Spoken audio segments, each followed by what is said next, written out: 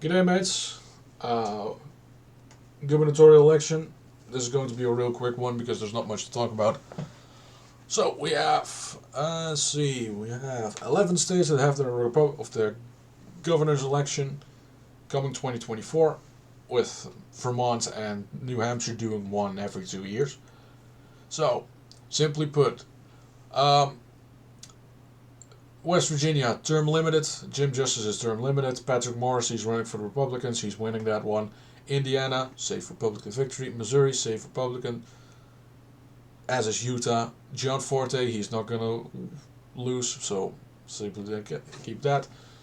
Here's the fun one, North Dakota, because Doug Burgum dropped out of the presidential race. There's a great possibility in which he simply says, I'm running for re-election, which he is allowed because he's the only exception to the new term limits in North Dakota, because it's grandfathered in essentially. He is allowed to run for a third term as the last man. He should do that because he's a great governor for this state.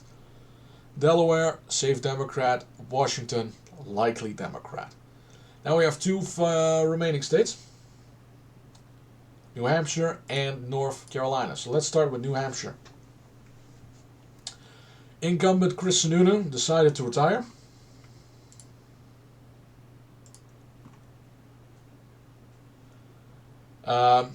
So what happened at that point is very simple. There's going to be a battle essentially for who wins. We have currently Kelly Ayotte, former senator and attorney general, and Chuck Morse, the Senate Majority Leader. Or former, because he's no longer senator, I think.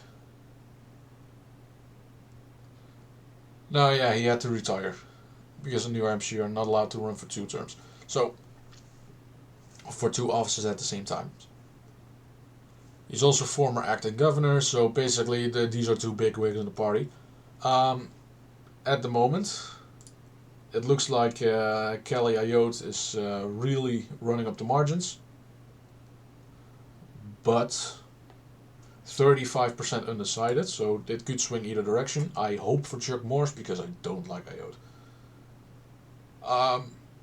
Anything else? Yeah, the Democrats, you have Joyce Craig, former mayor of Manchester. You have John Kipper, you have Cindy Warmington, essentially. So Joyce Craig is, I think, leading in the polling. Yeah, she's leading by 15, but then again, there's 50% undecided, so we don't really know what's happening. Kelly Ayotte is leading both candidates, according to Emerson at least. She's leading Joyce Craig by 3 points. She's leading Warmington by 7. But then again, both have 15 to 20% undecided, so I'm just going to put this as leans Republican. And I'll leave it at that. Final one, North Carolina. Well, incumbent Democrat governor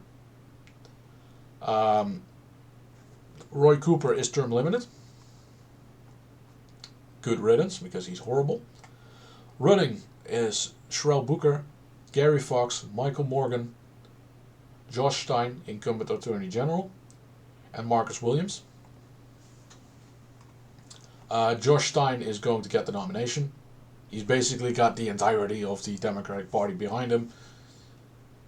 So that is going to be a easy victory for him. He's above 50% in the aggregate, and there's still 30% unaccounted for, so he's going to win that. Republicans have an offering: Dale Folwell, Bill Graham, or Mark Robinson, the lieutenant governor. And I'm going to say this: I endorse Mark Robinson. And simply saying, yes, I want this guy. He's awesome. And Robinson is also above 50%, so now we have our field. So, George Stein against Mark Robinson. The aggregate has Mark Robinson winning every single poll, except one from PPP, which is the Democrat internal polling firm. In their first poll, he was losing by 2. In the second poll, which was done a half a year later, Robinson is winning by 2. And then finally, Meredith College, which did one in November, they have Stein winning by 2, but then 20% undecided. In every other one, Robinson is winning outside of the margin of error. I'm going to say it. This one leans Republican. And for the first time in US history since the Civil War, the Republican Party held the governorships of all former Confederate states. Now that is an achievement, and I toast to that. So those are all done. This wasn't really a difficult video, there wasn't really a lot to talk about. Cheers.